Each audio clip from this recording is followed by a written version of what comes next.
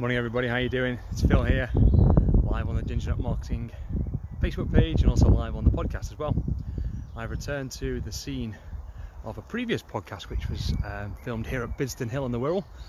Specifically, I'm here today with the observatory behind me, which is a wonderful building if you can see it on the video.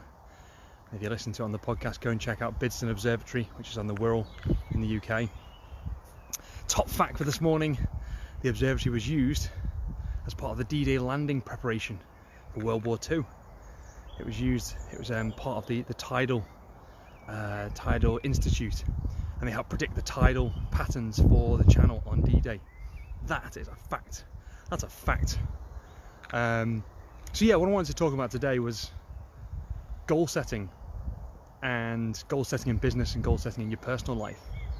I wrote a blog which is based on a podcast I did a few weeks ago about the 10 ways to stay motivated in business, and step number 1 was about setting targets and agreeing them with your partner. So I just wanted to give you a bit of an update on that really. So I set myself a relatively aggressive target of buying a house this year, which meant doing a lot of work behind the scenes with my company to make sure everything was structured in a way that allowed me to get a mortgage, and make sure I was paying myself the correct amount of PAYE, make sure I was paying myself a consistent salary, and all the standard frustrating things that anyone who's self-employed has to go through in order to get mortgages and loans and stuff. So we did that, and we got to year end 2 or 3 weeks ago, and we got the mortgage and we found the house of our dreams. And at the last minute, literally yesterday, someone came in and bid about £25,000 more for the house that we wanted, and we were so upset and so frustrated because this was our dream home. This was our forever home. We were going to be in it for the next 30 years.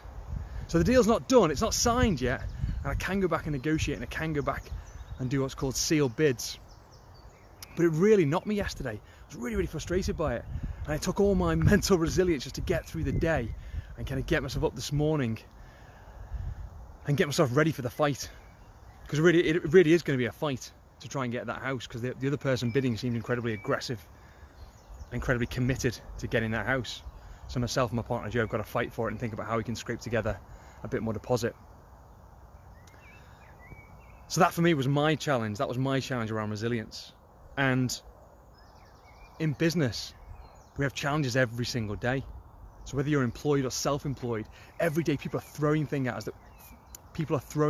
at us that we need to solve, we need to resolve, and that we need to come up with solutions for. And it can be incredibly frustrating. I mean, really frustrating when you're getting constantly bombarded with challenges and problems. And I did a talk last week at the University of Liverpool to a group of students, and they were asking me for the one thing that I felt was important for an entrepreneur, and I said resilience every time.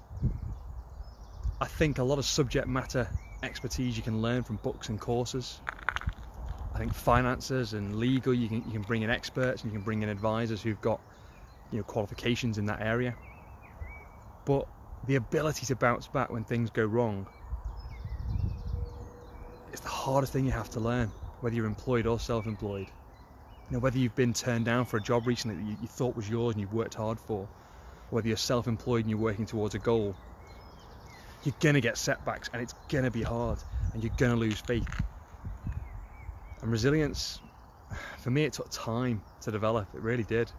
It took a long time. It took me probably the best part of 10 years, including 5 years of that being self-employed, just to learn how to deal with it, to learn how to get yourself back up and get back on the horse and keep fighting. And I think my lesson for today is, well, as you can see, I'm back on Bidston Hill, which is one of my favourite places to come cycling, and I'll show you my bike. There's my baby. Isn't she gorgeous? I was feeling really bad yesterday, so I said to myself, I'm going to get into bed early. I was asleep by just after 10 o'clock. I was up at 6:15 this morning, had my breakfast, got the kids' breakfast ready before they woke up, and I got out on my bike about 7 o'clock, and I rode up to the hill. That's my way of saying I'm not going to give up. I am going to fight. I'm going to help fuel that resilience back in me by doing something for me, getting my body working, getting my mind working again. And I think it starts with these 10 steps that I talked about in this podcast a few weeks ago. So please go and check out that podcast, because I really enjoyed doing it. And I think there's some great value in there for anybody who's struggling with motivation. But it starts with setting a goal, then it's eating healthy, it's sleeping, it's having a really, really good mental health regime. And it's ultimately about giving time to yourself. You've got to give time to yourself to recharge so you've got that strength. And when you've got the strength, focus on creating mental discipline. Focus on creating a mindset that's positive and that's calm and that's in the moment. And if you're in the moment, you can't go far wrong. That's a practice called mindfulness. And mindfulness is hard to achieve and it takes time to practice. But if you can be mindful and in the moment, you'll control your emotions better. And if you can control your emotions better, you'll have less peaks and troughs when it comes to the things that go wrong in your life. And that's mental resilience. That's how you build that mental resilience up, by practicing how to stay calm and focused and mindful under pressure. I'm still quite early in the journey, but I'm hopeful, and I have seen the benefits in the last couple of years of doing it. Predominantly, it just allows you to bounce back quicker and get back to a state of mental strength quicker. And that's the key for all of us. Resilience is about bouncing back, finding that mental strength to carry on and to fight hard the next day.